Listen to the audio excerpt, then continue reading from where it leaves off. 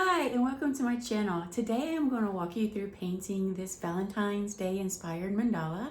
It is in pinks, reds, and whites. I will be taking you through this project step by step and giving you some ideas of ways you could change it up a little bit. As always with my channel, if you have any questions, just leave a comment down below. It can be about creating this piece or just about anything about my art in general. I'm an open book when it comes to my art, so I love to share with you guys and create content that you are looking for. If you like this tutorial, please subscribe and share with your friends as I'm trying to grow my channel. Now, let's go paint. When I start my mandalas with the center dots, I always end up loading this dot up with extra paint. So when I do this, I don't push the tool all the way down. I just let the paint get pulled off of the tool, and you can see how that dot just slowly settles back down, and it will dry a nice rounded dot, and it will be smooth with no peaks in the middle. Next, I just used a wooden skewer and made tiny dots moving around the center dot, just really trying to keep my spacing and dot size the same.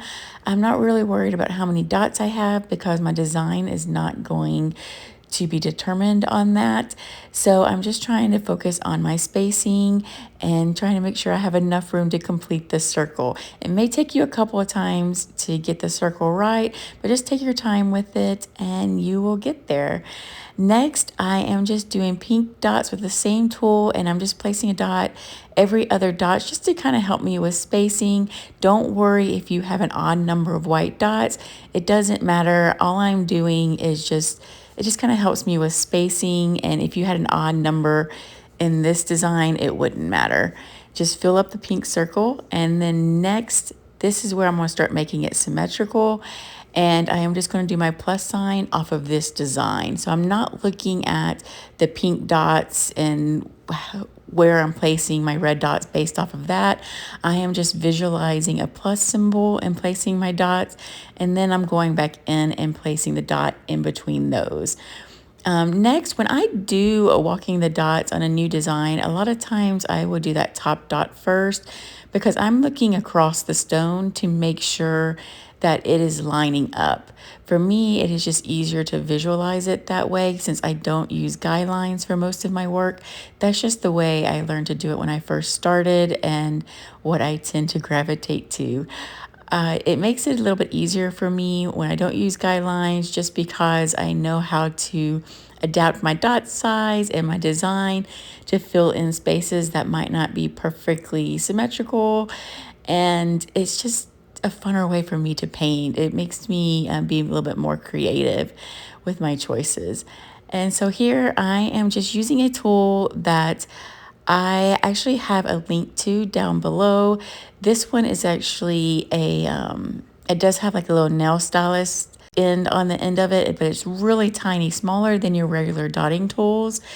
But I also have another tool listed in the link that looks a lot like it, but it has a needle, and that's the one I use for dragging dots. So I have a little note on there so you know which one's which. So if you only want one, you know which one to get. But this is the one that actually is like a stylist at the end. So here I am doing tiny dots. Don't worry about how many dots it takes you to walk around. You just do however many will fit in the space that you have created.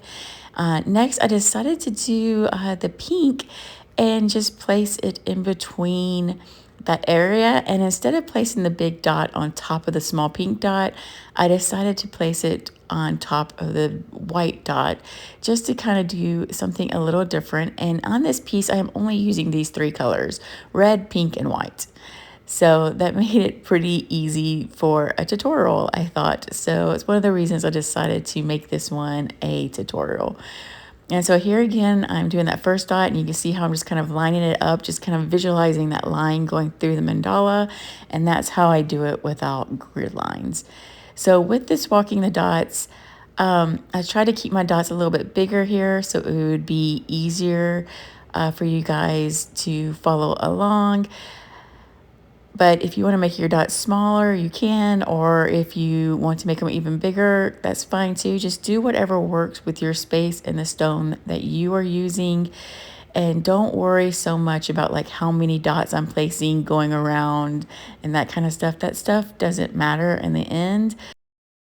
So don't stress out about that whenever you're doing tutorials, because it's not going to matter as long as you are keeping it fairly symmetrical per petal. Like if you're doing 5 dots, walking the dots on each side, try to keep it 5 on all of them. But it's okay if one has to have 6 and one has to have 4. It's okay. Once you do the bigger piece, you won't be able to notice it as much. But it is good practice to try to count them and try to keep them even as possible. But don't worry about trying to do exactly how many I'm doing, if that makes sense. So here with the white, you can just really see how walking the dots, each time I just have less paint on the tool, and it just allows me to take that paint all the way down. And this white, it actually has some pearl paint mixed into it, which makes it a little bit shinier. I also find that a lot of times when I walk the dots, the left side, for me, I always want to push out farther away from the previous row than I do on the right side. So I have found that dotting this way, where whenever I'm doing the left side of the petal, if I position my stone where I'm looking at it from that angle, that I tend to keep that side closer and more symmetrical. So it's just something that I do a lot with my stones. I can't do that with canvases because they tend to be too big. But with me being right-handed, it's hard for me to see where I'm placing the dots when I do the left side. So by doing it at the top like that, it just gives me a better visual of what I'm doing. So here I am just placing those dots in between that space. I ended up going with pink, and don't worry about how many dots it takes you to fill in that space. If you can only fit one, you can only fit one. If you end up having to do three, do three. But you're just trying to push the next petals out some. And once I got it to a good point where I could put 2 dots, I did. And then I still wanted my petal to be pushed out even more. So then I went in and added another dot to this section, because I just really wanted to push out that next petal even more. So then I went in with a larger tool to place my big red dots. So you can see I kind of did a pattern where I have the pink center dot, then a row of red petals, then pink, and now I'm doing red on the outside. With these bigger dots, I ended up loading them up with extra paint. I ended up doing it just one extra time to each dot, and that kind of helps them to be nice and rounded. And as you can see here, I'm still doing that where I'm looking across the stone to help me line it up. And then I decided to go in with a larger pink dot at the top, because I'm going to end up walking the dots backwards, starting at that red dot, going to the pink. So here I'm just using the smaller end of the dotting tool and just kind of working my way in. When you do this, be sure to try to end your walking of the dots as close to that space between the red and the pink dot as you can, because the next row I'm going to walk the dots the opposite direction. And if you've pushed that tail of the walking the dots section too far up, it will look a little odd when you go to walk the dots in the next section. So try to keep it as close to that red dot as possible, because see here, I chose a tool that would allow me to walk the dots going back down, and that would fit into that space. So here I decided to just kind of keep going only on the right side, because I kind of had the spacing figured out, and I tend to do this. I tend to do one side and then go back and do the other side, almost like because I'm just kind of in the zone for the right side right now. So I just kind of go ahead and just do all the right sides. And then if you notice when I do the left side, I just kind of change my position to where I can see the stone better. So I'm painting more on the side instead of right in front of me, just so I can see, since I am right-handed.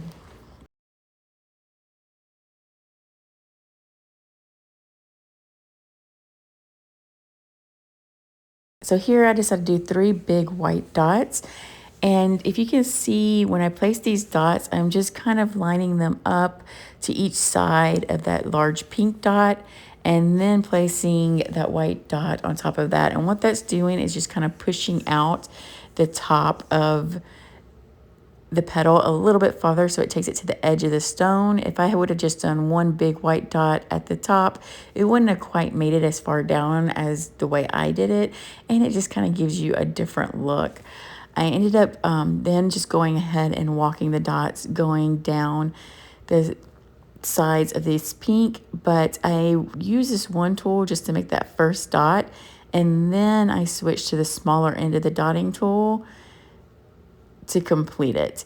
So I do that sometimes if I just want to keep the symmetry and I feel like I just kind of want a bigger dot at the top. Sometimes I will do it like that. Or if I'm walking a large section of dots, I will do that where I'll use multiple tools to complete it. With this, I am dotting all the way into that space. If you don't have room to do that, don't worry, just dot to where you make it to. Just dot as far as you can, but try to make your dots as small as possible once you get closer to that other white row, and that will help keep those areas defined so they don't start bleeding into each other. So as long as your dots start getting smaller, it will help keep that area defined. Here I ended up doing 3 red dots to kind of fill in this space, and I wasn't really sure what I was going to do next, but I decided to go ahead and do another little small petal section and just doing this like a little bitty pink dot. And my paint was pretty thick here, but if you watch closely, when I pick my tool up, I kind of lift it up some, and that's because I'm dotting on the side, and that helps when the paint settles. It will settle in the middle of the dot and not drip down the stone. So that's another little trick that I do sometimes. Next, I just went ahead and I wanted to kind of continue the same look as the other one. So I wanted it to end in white. So I did a big white dots at the bottom, and then I decided to do the red going to that white dot, just like I did on the previous row, but just switched the colors up.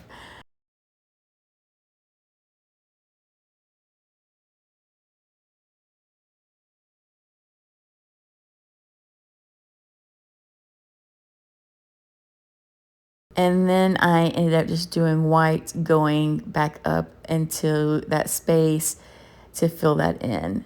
And I did that going all the way around. And then I just had this little bitty space left, which I just put a nice red dot because it fit perfectly in that space, and just kind of completed this stone. So next I had to make some decisions on some top dots. And so with the top dots, I ended up doing the same pink color on top of all the reds. And I just use a smaller tool. I just kind of take my time and try to get it as center as possible. I used to be really afraid of top dots because I found them really hard to get it on the center. I think it just kind of takes a little bit of practice, but don't be afraid of them because they can add a lot of depth to your work. So it's always good if you wait for everything to dry, because if you do mess something up, you can easily take it away with a wet Q-tip. I wanted to bring in some lighter pinks, so on all the pinks, I ended up using this lighter pink. It ends up drying darker than this, but it looks really bright in this clip. But I just added this lighter pink on top of all the darker pinks there. I was just popping a little air bubble.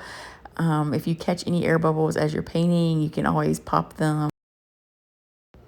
So once all these layers dry, I then went in with another layer of top dots, and I decided to go with white. So I ended up putting white top dots on all the different layers.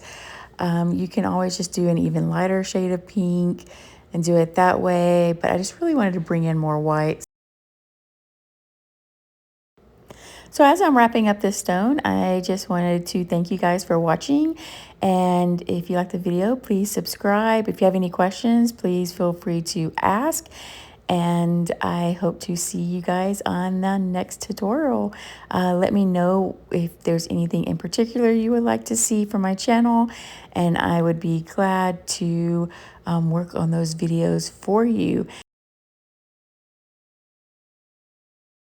So I'm just doing the last few dots. Another trick, just make sure whenever you do top dots that the previous row of dots are completely dry.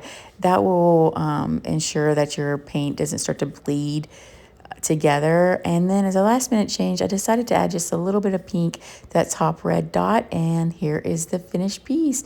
I hope you enjoy the tutorial. Thanks, guys.